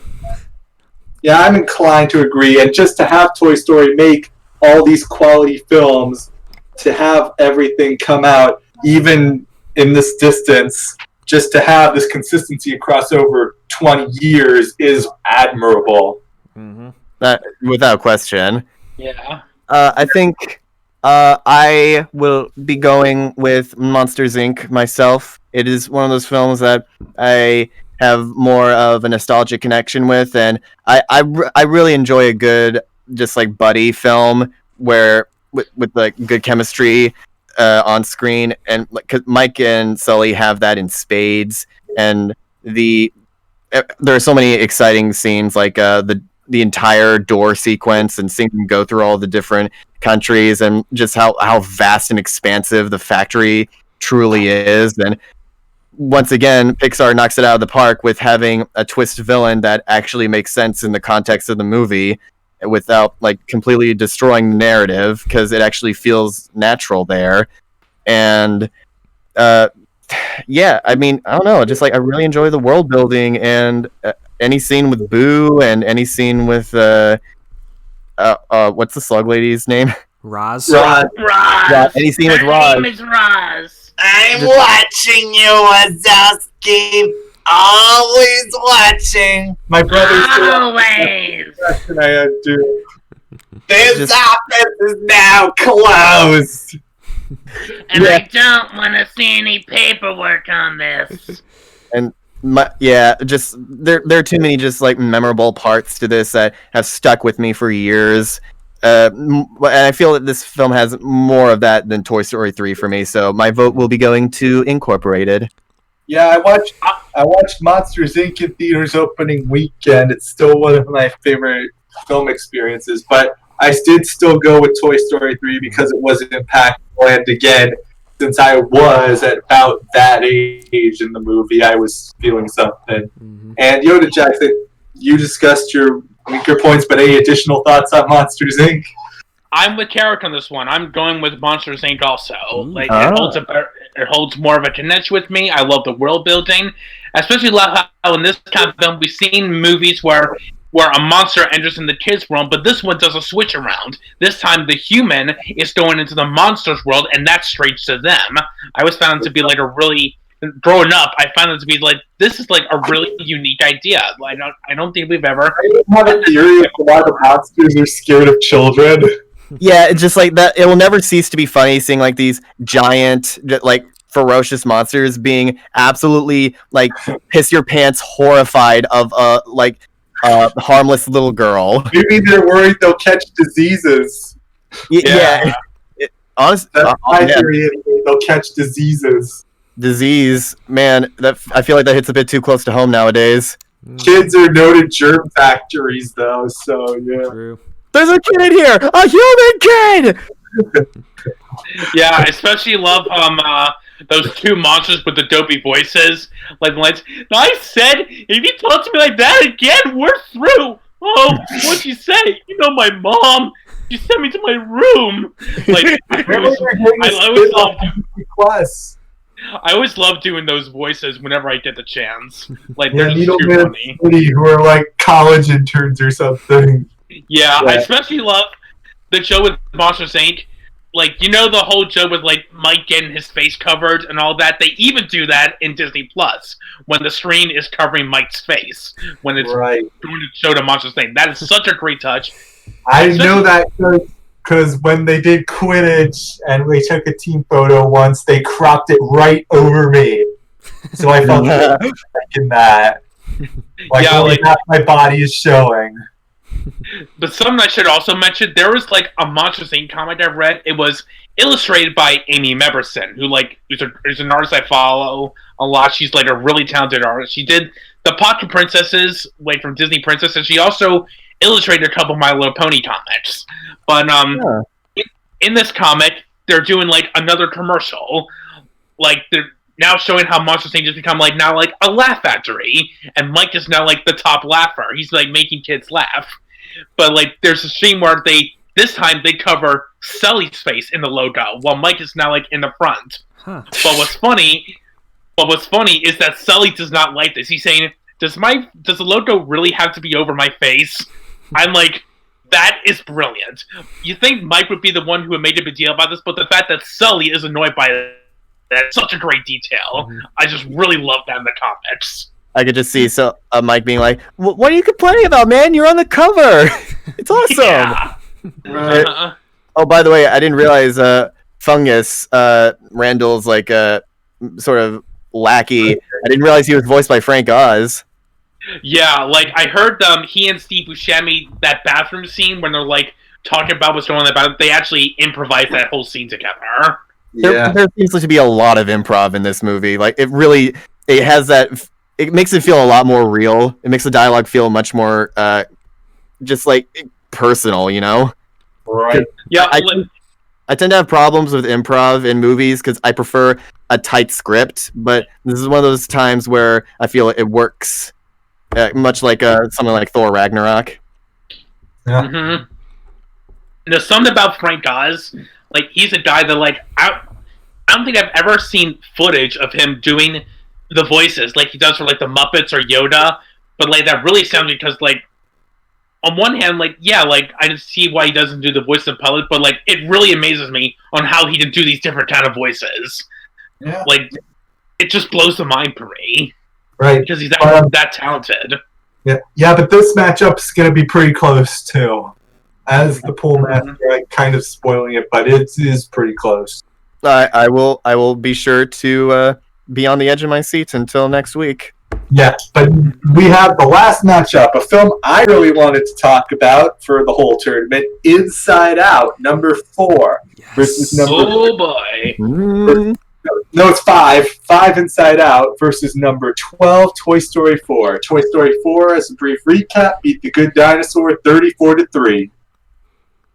Yeah, I think what really helped Toy Story 4 with that one is that even if its story isn't like as strong as the other ones, it's gut-bustingly hilarious. So I mean, and again, it's also a 7 after a trilogy of 9s and 10s. So, and having it come out so late after it is admirable. So, I can appreciate it. I also noticed, Nick, you weren't too keen on Duck and Bunny. So, what do you think of them in this movie? They're fine. They're all right. I think my favorite part with them in Toy Story 4 is all their plans to get the key. Yeah, that's one of the funniest scenes in all of Pixar. I feel. Right. Yeah, that was hilarious. But other than that, I don't know. They just don't really do a whole lot for me. And the shorts they had in Pixar Popcorn were hands down my least favorite. Yeah, they just felt like extended different Key and Peele sketches. That's what they felt like to me. Though to be fair, Key and Peele are brilliant comedians that have tons of chemistry. So I understand why they were cast in this role. I gotta ask though, like, it's been known by a lot of people that Jordan Peele retired from acting a couple years ago. I heard it was actually because he was offered the part of Poop Emoji, and he just said, "You know what? I think I'm going to take a break for a while." No way. I heard. I'm not sure if it is, but I do remember hearing something of that. Like, and if you hear Patrick Stewart when he took the role, he just sounds dead inside in interviews. I don't understand why he would take such a role. Like, it's not like he needed the money. He's like a Patrick Stewart, 40 years when of Shakespeare training. When Peele, when Peele turned down the role, the producer said, "Well, if you're not going to take it, then get out." And that's how the inspiration first. Wow! Get on out of here. Yeah. Get on out. But I was wondering about those Pixar popcorn things. Do you think those shorts were like archival things of what Key and Peele did for Toy Story 4, or do you think they actually brought back Key and Peele to do their characters? Because I'm not sure. Because I'm wondering, because like it would really say something if Key and Peele are that dedicated to their characters. If Jordan Peele would come back to voice Ducky along with as Duck for a 2-minute clip, that would be something pretty crazy. Right. But Toy Story is the most comical. It's the most funny, and Forky is just a national treasure. Yeah, I would literally die for that character. I would go to hell and back for him. Right. I was playing this game with some of my friends a couple years ago about where you had to name something in 30 seconds, and the category was stuff you'd find in a kid's backpack, and someone said Forky. That is such a mood, by the way, that scene where he's like, "Hello, I'm trash." Yo, I can relate. I'm a trash man. I throw garbage into the ring and then I eat it. Right. We talked a lot about Toy Story 4, but the film I really wanted to talk about a lot for this whole tournament, Inside Out. This will be a good little finale closing for our podcast talking about this movie. Oh, yeah. Yeah, Inside Out. It's like Pixar's big hit of the 2010s. It's their big centerpiece. It's may considered Pete Docter's magnum opus. It's got the most star power of any Pixar movie. That's true. Yeah. And I wouldn't say that. It all feels very natural too. Like every role, like it actually feels very fitting. And like the fact that Lewis Black has finally been used to actual full force is very good. Yeah, and they're all comedians. They're all funny people. So I heard that Amy Poehler and Bill Hader did some dialogue for this movie too. yeah. Yeah, and like Lewis Black, like a couple years ago, he actually was on SpongeBob. He did he voiced Santa Claus in one episode, and that was really funny. Oh, really? I haven't actually heard the performance, but I have heard that he did that. He was really funny. Like I was surprised on how much he played both a cynical yet a jolly Santa Claus at the same time. He did a lot of genuine ho ho ho's in his laughter. Yeah, I kind of like how they were able to play up riffing commentary culture. Just have that play into it. And the riffing's very funny. Yeah. Oh yeah, I guess like this is basically just Mystery Science Theater when you think about it. Boo! Pick a plot line! Speaking of that scene, movie, it's a real movie. I went to look at the voice credits to see who was voicing like the directors in that dream scene, because maybe Pete Docter would be in there because he's the director. No, Pete Docter did voice. He was Riley's dad's anger. Yeah. Yeah. Sorry if I stole your thunder there. No worries. Yeah, but it's just really funny just to have the dreams be directed like movies. They're better than Hollywood screenwriters. Hey yo. Yeah, something else I really like about those scenes, those dream scenes, is that Fear, who's like so cowardly, like him, he acts like a big scary cat, but when he looks at dream sequences, he acts like a snobby film critic. He's like, oh yeah, film. He's like, yeah, Pam's falling down. Yeah, how original. Woo! Oh, pick a plot line. That actress is terrible. That is one. It adds layers to these emotions. Do you think these emotions have like little emotion control boxes inside them as well? Oh. And then inside them. And then inside them. It's just like it's like a never-ending thing of emotions. That reminds me of the very first episode of Family Guy where Peter's shoulder angel has his own shoulder angel and devil. That's a great joke. Yeah, that's that. But also this gave us Pixar's version of the Rickroll, Triple Thank Gum. Yeah, I like how it's a Rickroll that isn't dated. Triple Thank Gum. The joke is how annoyed the characters are as opposed to us as audience. They use that just the right amount. Yeah. Like my favorite scene is always like at the end with the bus driver. All the emotions are just anger, and he just goes, "Okay, let's all calm down. Okay, let's just all go to our happy place." Triple Thank Gum. No! It's a nice little detail. It's like he's angry a lot, but it's like he has different shades of anger. Like sometimes it's a happy anger, sometimes it's a fearful anger. Yeah, my psychology friends kind of really liked how spot on the psychology was. Because they did talk about how there's 6 basic emotions, the 6th is surprise, but they merged that with joy because but otherwise the psychology's spot on, like converting dreams from short term to long term.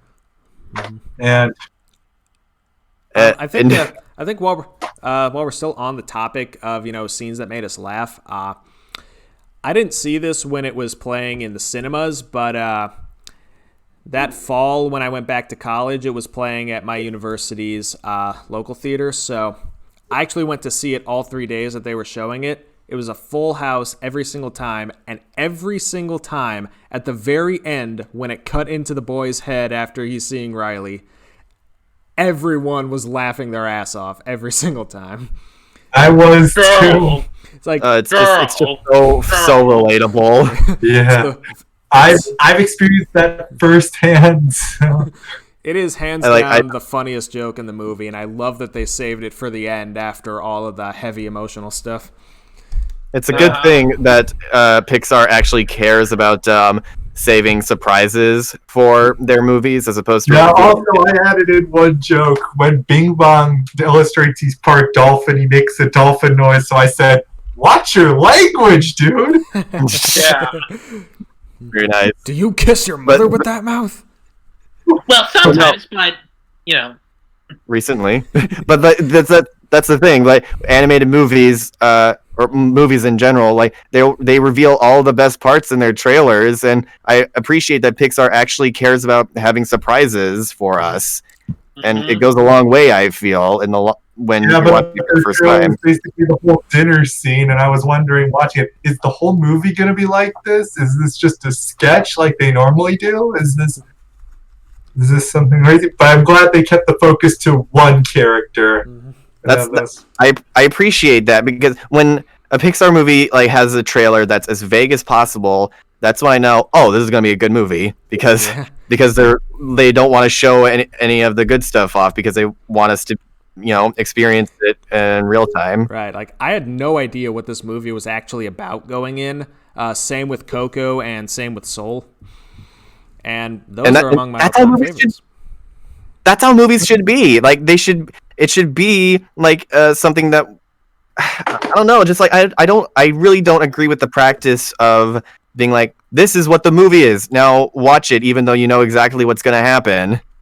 Right, a good trailer should give just enough information so that you know what the basic premise is, but not so much that you can guess everything that's going to happen. Yeah, remember that dog movie trailer before Spider-Verse? You may have had a different one, but it was A Dog's Way Home, and but someone in the theater was like, "Hey, we just got 2 movies for the price of 1." It was the whole plot synopsis. I know exactly what you're talking about. It literally played out the entire movie. And that's what I felt when I watched like the Angry Birds movie trailer or the Batman vs Superman trailer. Like, they revealed all of the twists, and like we know exactly what all of the story beats are going to be. Why would you do that? Like, what if it turned out for that dog movie that what everyone thought was going to be the whole movie is only like the first half? And then in the second half, it does a complete like tonal change, like Click. I want to see a dog movie where the dog comes back. It's like running back home. Then it gets hit by a car, and the movie ends. Oh dear. I have a question though. Is that dog movie? Is that the one with Harrison Ford? No, that's a different one. This one's A Dog's Way Home. It played as a trailer before Into the Spider-Verse. Ah, okay. Like, I just gotta say about the Harrison Ford movie, isn't me, or the way that dog's animated, I just keep expecting that dog to just start straight up talking. Because it was like from Peter Pan. Yeah. I want to see a movie where they do the cliche of like, go on, get out of here, I don't want you anymore, go, get out. Like, I want to see something where like the animal they're saying it to just drops dead. Right. But back to Inside Out. No dead dogs in this, but apparently Bing Bong's death was much more graphic. Oh my gosh! That's not even death. That's erasure. Full on erasure. It may just be an urban legend, but apparently it was a little bit more drawn out. And Richard kind of said he broke down because he had to read Bing Bong struggling to get past it. Yeah, I read that too. Sounds horrifying. Yeah, but with his last words, "Take her to the moon," I kind of want a sequel where she's an astronomer or something. Aww. Oh man.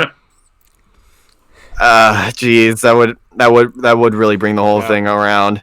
I did mention that Richard Kind was my favorite role of his was Molt, but damn if he just doesn't do a fantastic job here as well. Yeah, Bing Bong, he brought it all out.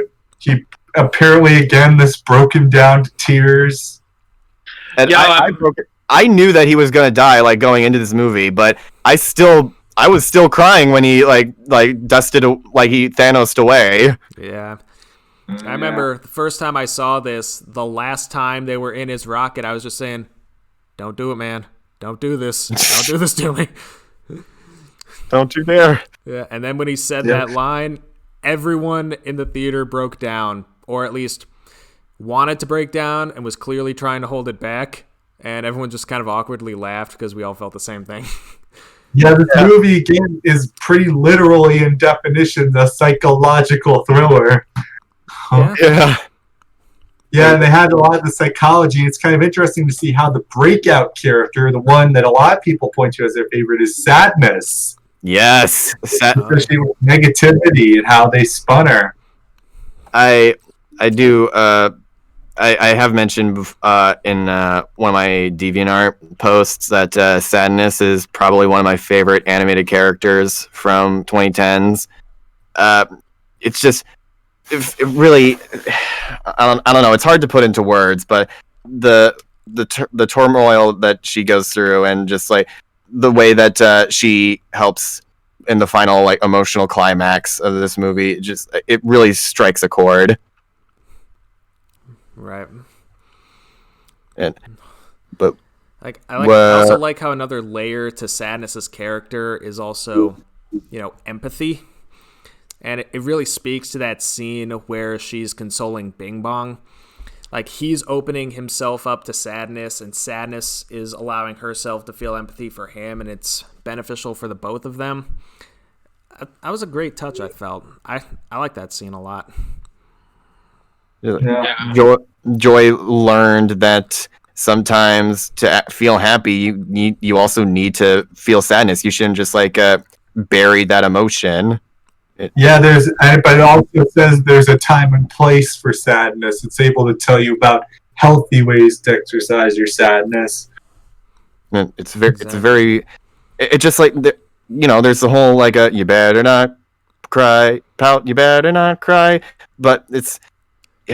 Sometimes you gotta. Sometimes you need to cry, man. Just like we tell our kids, it's like, oh. Yeah, I don't know how many of you seen Infinity Train, but I have that GIF of 1-1 saved on my personal file as one of my favorites and go-to. It's okay to cry. Don't think less of yourself. And I really appreciate this movie talking about that. I have 4 or 5 GIFs that are on regular rotation, and 1-1 is one of them. I still haven't seen that movie or a show. Well, I've been talking about Inside Out this whole time. I still haven't seen Inside Out, but No, it's Infinity Train, but Inside Out, we've been talking to death, and it's a good one. It's Pixar's big one of the decade. It's probably what got Pete Docter the job as the head of the studio now. Yeah, well earned.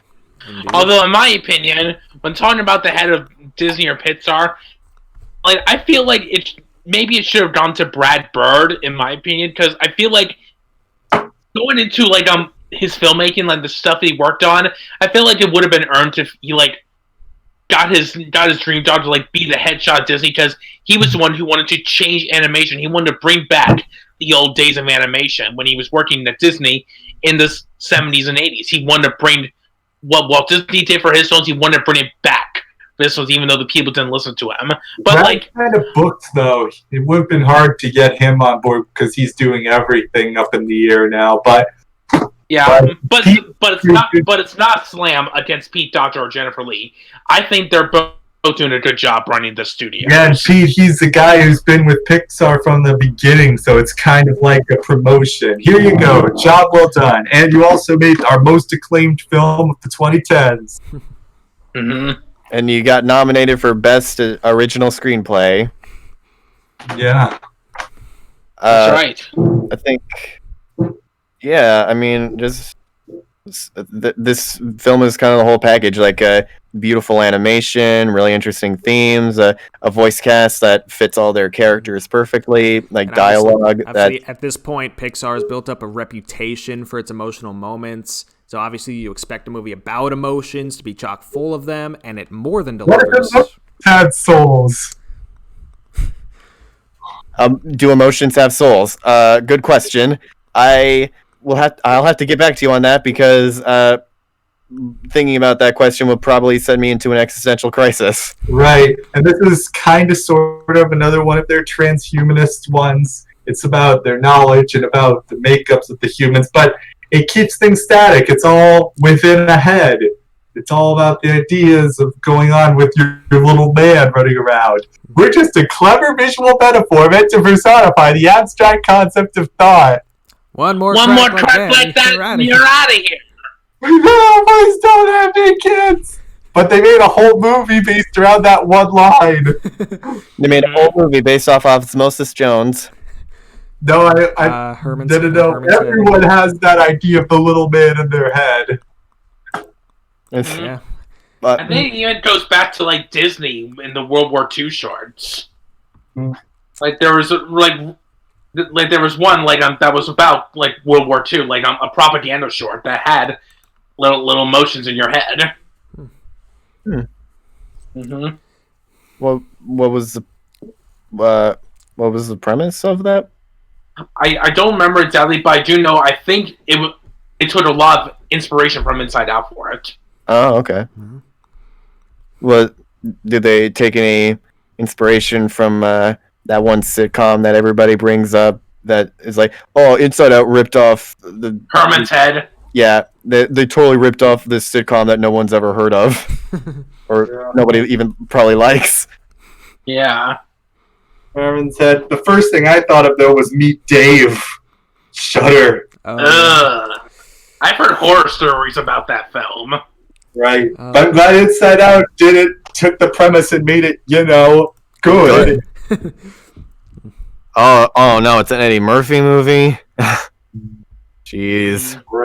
Right, but Inside Out, thought-provoking, no pun intended, keeps you invested, has the biggest star power with PIXAR. PIXAR has about as many celebrity voices. They're not as egregious or open about it as DreamWorks, but they at least seem to pick people who fit the role.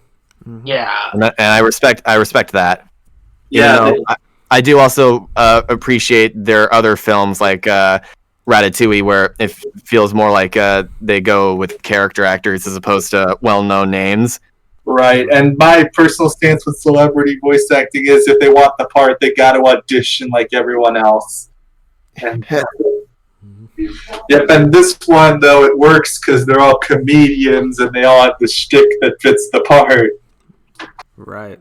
And I mean, Bill Hader, that guy just has so much range that he could I feel like he could have been any of the emotions. Right. Yeah. Because I mean, have you seen Barry? Like he is rage incarnate in that show. My sister watches that show. Which show? Barry. It's called Barry. About the comedian on HBO. Have not. So are we all for Inside Out here?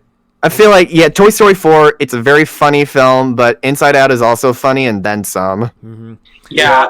I don't think. I will say. I don't think I mentioned it yet on this podcast, but Inside Out is my favorite animated movie of all time, regardless of studio.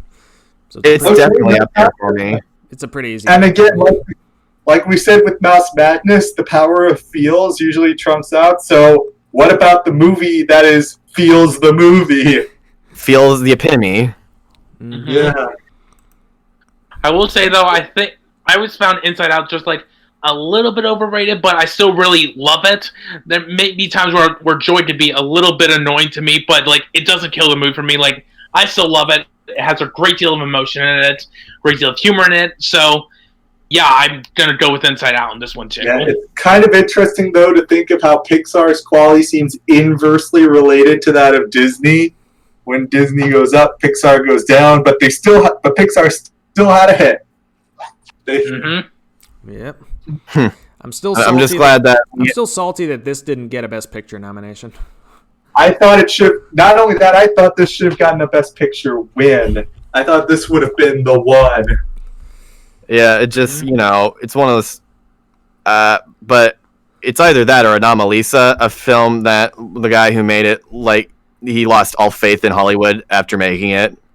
Right.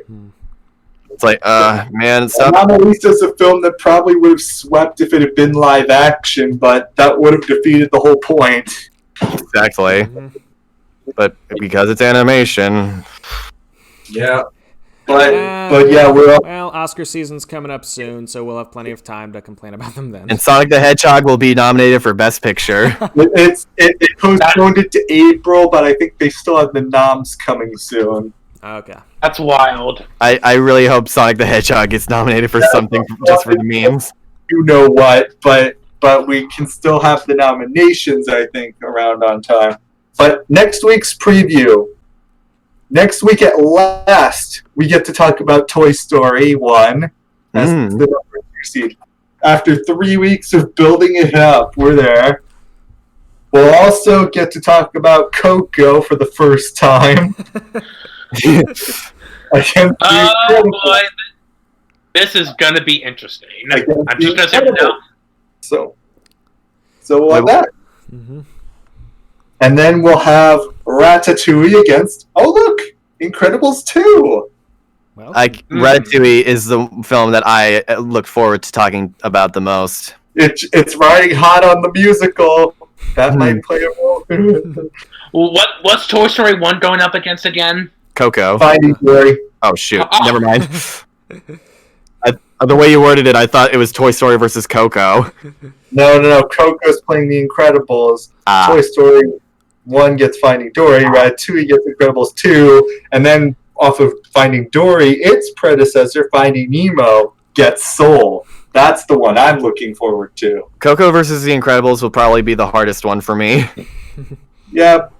I need to rewatch Coco just to get it. I just did rewatch it recently. It wasn't interesting. It was quite the trip.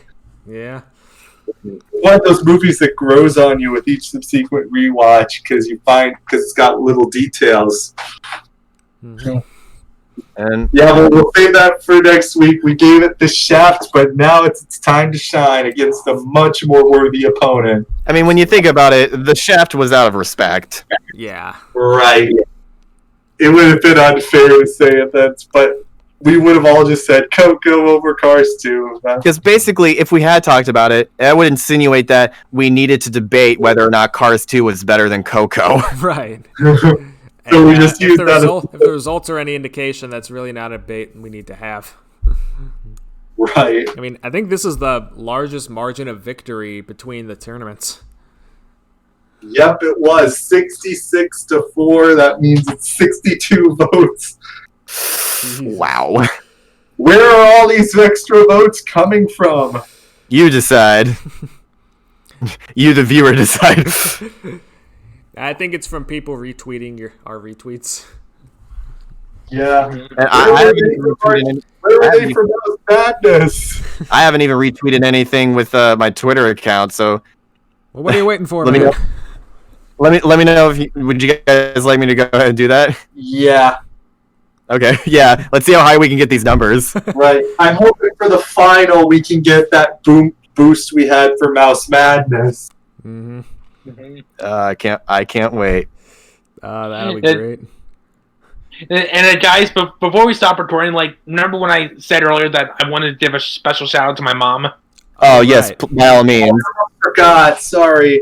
Shout out to Jackson's mom, everyone. She's feeling... Go ahead. I didn't hear you, Wes. Shout out to Jackson's mom. She's feeling down in the dumps. But go ahead, Jackson. Hey, Mom, when you get around to hearing this, I know you recently told me that things are, really scary for you, but I just want to know that I'm here for you if you need me, anytime. Especially here. I just want to point out that you're my mother and I love you. And you brought me in this world. You've been through hard times, but I just want to know that the good times the bad times mean nothing compared to the good times we have. I'm here for you if you need me. Oh, that's sweet. Bravo, Yodajax. Bravo. That took some... Does she listen to this show? Oh, of course she does. Oh, She listens to everyone. Oh my Oh, god. that's- great. We have a fan. Woohoo! Mm-hmm. I have 2 subscribers. One is my mom and the other is me. That's so... All right. So, I think